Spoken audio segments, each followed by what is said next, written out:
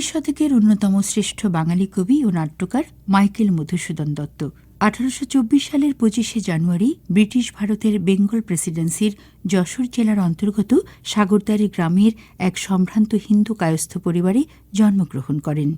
মা জাহ্নবী দেবীর কাছেই মধুসূদনের প্রাথমিক শিক্ষা শুরু হয়। এরপর ১৩ বছর বয়সে তিনি কলকাতায় চলে যান এবং স্থানীয় একটি স্কুলে ভর্তি হন। এরপর শিবপুরের বিশপ কলেজের পাঠ শেষ করে কলকাতায় চাকুরির চেষ্টা করে ব্যর্থ হন। পরে তিনি মাদ্রাজে চলে যান।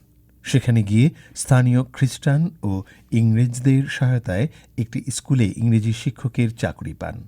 তবে বেতন যা পেতেন তাতে তার ব্যয় সংকুলন হতো না। তখন তিনি ইংরেজি পত্রপত্রিকায় লিখতে শুরু করেন। মাদ্রাজের ক্রনিকল পত্রিকায় ছদ্মনামে তার কবিতা প্রকাশিত হতো। মধুসূদন দত্ত নাট্যকার হিসেবে প্রথম বাংলা সাহিত্যের অঙ্গনে পদার্পণ করেন। এজন্য তাকে বাংলা সাহিত্যের অন্যতম পথিকৃৎ বলে মনে করা হতো। তার উল্লেখযোগ্য গ্রন্থাবলী হল The Captive Lady, Sharmishtha, Krishnakumari, Padmavati, Birangana Kabya, Brajangana Kabya প্রভৃতি। তার সর্বশ্রেষ্ঠ কীর্তি অমৃতাক্ষর ছন্দে রামায়ণের উপন্যাস অবলম্বনে রচিত মেঘনাদবধ কাব্য নামক মহাকাব্য। 1873 সালের 29শে জুন তিনি মৃত্যুবরণ করেন।